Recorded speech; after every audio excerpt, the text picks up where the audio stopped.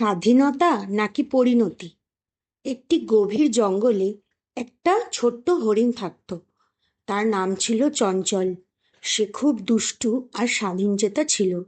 মা হরিণ তাকে বারবার বলতো, বাবা, জঙ্গলে সাবধানে চলবে, একা একা দূরে যেও না।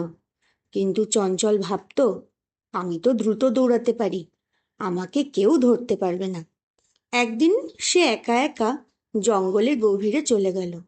সেখানে সব কিছুই তার কাছে নতুন আর মজার লাগছিল। হঠাৎ সে দূরে সবুজ ঘাসের এক সুন্দর জায়গা দেখতে পেল। আনন্দে সে সেইখানে ছুটে গেল। কিন্তু সে জানতো না ওটা ছিল শিকারির পাতা ফাঁদ।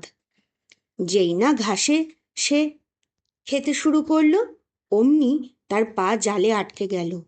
চঞ্চল খুব ভয় পেয়ে গেল। সে যতই ছটপট করছিল, ততই জাল শক্ত হয়ে যাচ্ছিল। সে কাঁদতে লাগলো, আমি কেন মায়ের কথা শুনলাম না? ঠিক তখনই এক বুদ্ধিমান বানর গাছ থেকে সব দেখছিল। সে দ্রুত এসে জালটা খুলে দিল। চঞ্চল কোনো মতে মুক্ত হলো। বাড়ি ফিরে সে মায়ের কাছে সব বলল। মা তাকে জড়িয়ে ধরে বলল, স্বাধীনতা ভালো, কিন্তু সাবধানতা আর দায়িত্ব না থাকলে তা বিপদ ডেকে আনে।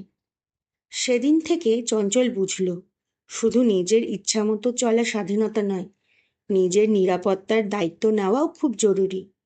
নীতি শিক্ষা: স্বাধীনতা মানে শুধু ইচ্ছে মতো চলা নয়, তার পরিণতির দায়িত্ব নেওয়াও জরুরি।